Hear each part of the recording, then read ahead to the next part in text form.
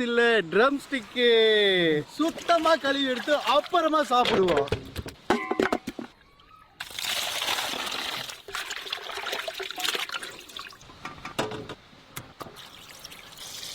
தூள் உப்பு, தேவையான அளவு உப்பு. சிக்கன் நல்லா வெந்துருச்சு. இதுல இருந்து கறியை மட்டும் தனியா பிரிச்சு எடுக்கணும்.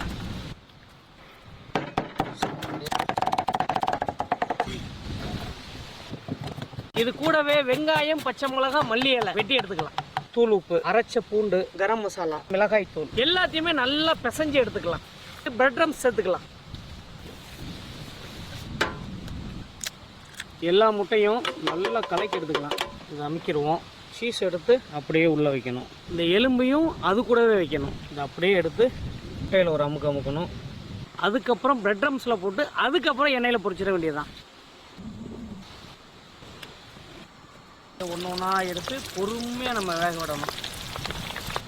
இந்த லெக்கை மட்டும் பிடிச்சி இப்படி திருப்பணும். கரண்டியை மட்டும் உள்ள விட்டுறக்கூடாது. ஆமாம் சம்பவத்தான்.